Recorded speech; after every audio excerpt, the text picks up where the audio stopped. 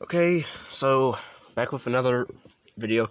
Now, I already did a commentary for this movie, but I thought it's fresh in my mind. I'll just add, why not, a bonus video to it. So, yeah, Paranormal 4, I just got done watching it. It's directed by two people, which I wonder if the other ones are directed like that by two or three people. Ariel Schulman and Henry Joost. And it's written by Christopher Landon. Story by Chad Feehan. And again, Katie's in it, but only as like as a somewhat cameo. I mean, she's part of the story, but really towards the mid end section, the last act. But yeah, it pretty much takes place several years after the second movie. Where pretty much Katie takes Hunter and their whereabouts have been unknown. But then now it's several years, and we're with this new family, and the movie tries to pretty much imply, oh, this kid across the street with Katie is actually Hunter. No, it's actually the kid that is with this new family that is Hunter. Okay. Okay. So the family the family in this one's called the Nielsen's. And pretty much the lead character daughter, 15-year-old Alex. Pretty much she is creeped out by the kid across the street. She sees that Katie's house is flooded with police and ambulance or whatever. And then the kid, her son, apparently he walks over to their house. So then the mom, Alex's mom, decides, oh, I'll just let him stay over because he has he doesn't know any relatives, and his mom's in the hospital or whatever. So he'll just stay at my house. I'm like, I made a theory in the commentary. You can watch my commentary when it's uploaded, whenever it will be uploaded after, possibly before this one. Really, I'm gonna try to upload this one first since it's shorter. I'm trying to make this short. Not because it's a bad movie. I know Paranormal 4 is pretty much looked at as like besides Ghost Dimension, as like the bad one, or the worst one. Okay, I like elements of the movie, such as I like the guy that played Ben, the best friend kind of Alex. He's sort of like he's like a tech character. Like, he sets up the cameras for her, and they talk over Skype or whatever.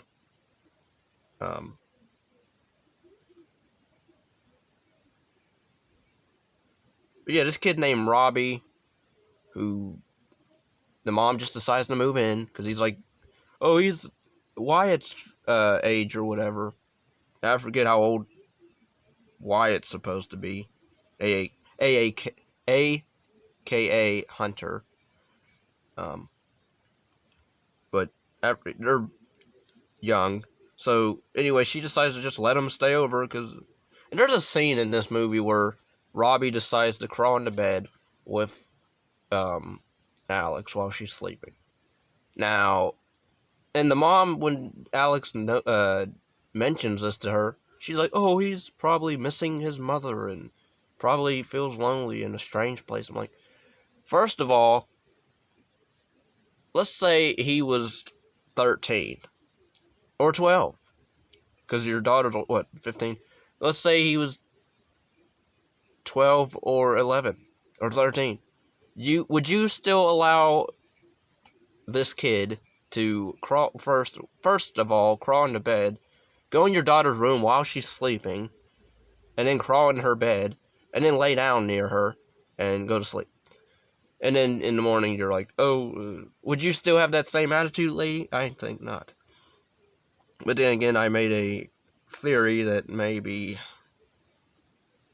I don't know, that it may save some of her dismissals of stuff going on. You'll have to watch the commentary for what that theory I made up is. But yeah, pretty much after strange events happen throughout the house, and a lot of downtime. Like, I know, like, a lot of people complain this one doesn't have much going on.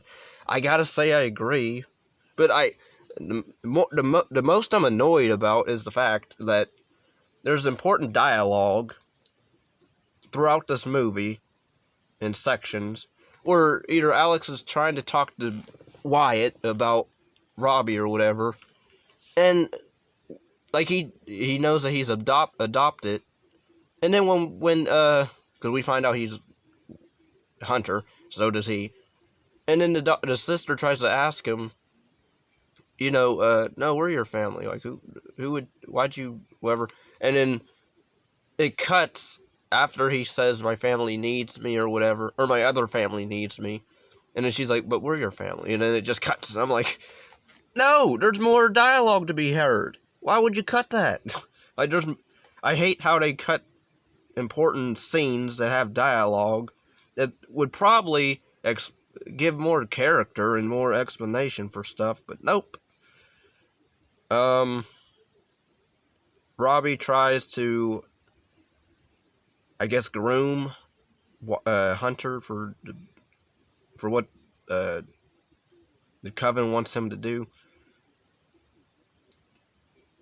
And pretty much Alex looks up a symbol that was drawn on Hunter, or Wyatt, and pretty much it's demonic possession. They learn that possession ritual require a virgin blood sacrifice. And it was funny in that scene because, like, Ben makes a jab at her, like, that could be, too bad that's you're a virgin. And then she's like, huh, so are you. And then he's like, no, I've done way more. I've done, like, 4 girls. But I thought I liked their dynamic back and forth. I did like their playfulness anyway. The mom's a babe in this movie, whoever her name is. I just hate her. I don't hate her character, but at the same time, I'm just annoyed. But then I'm trying to, because that theory I threw out there, maybe I'm trying to give her the benefit of the doubt. Because there's witches involved, so. But yeah, then Robbie takes Wyatt over to their house across the street. So then Alex runs over, and then she meets Katie. And Katie's like, he looks just like his mom, and that's kind of odd to Alex. And then Wyatt's in the tub, and then he gets pulled under, and then he's possessed, I guess. And then stuff happens, and then the mom gets thrown in the air, and then body slammed on the ground. And not really that cool or violent or anything. Garage door opens and malfunctions, and then the smoke starts to fill the garage. And there's another scene I think it's in the trailer, where Alex is getting levitated off her bed while she's sleeping. That's never addressed in the movie. Like, she never gets to see that footage. She tries to see it, but like her like Ben somehow, he's like, I can't come over right now or something. And then her dad tries to talk to her, so then he takes her out to dinner or whatever to talk. So then it's just the mom, but then she gets thrown around and in like one sequence. One time, and she's out like a light. And then Ben comes over, and then he gets his neck cracked. And then pretty much Alex and the dad come home, and they see Katie taking Wyatt or Hunter and Robbie to her house, and then the dad's like, oh, I'll go see what that's all about. So then he gets dragged around and throne. And the ending is very abrupt, because it's like, okay, so Katie is crazy and demonic now, and yeah, she looks dynamite in this movie. As she always does, but yeah, the dad gets thrown around, and then he vanishes in like the one room, which is pretty creepy and eerie, because it's like, where did he go? Because there's no other way out except, I mean, I guess a window, um, but yeah, then Katie chases the Alex through the house a little bit, or through the room, and then she goes outside, out through a window, and runs into Wyatt, Hunter, aka, and then he's like just staring at her while she's trying to get him to run with her, but then she looks around and sees a army of witches walking towards her, really just extras, and then Katie just totally quarterbacks her, and end credits, or go to end credits, and that's it.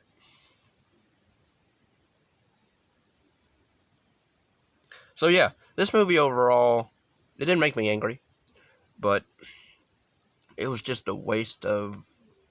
It was There's stuff they could have done, such as with the Robbie character, because like we're led to believe he's Hunter, but it's cool that they switched it like that, where it's actually Wyatt who's Hunter, but then the whole, oh, he gets dragged under the water and he's possessed now, I guess, and he knows who he is, and I know what I have to do, or whatever.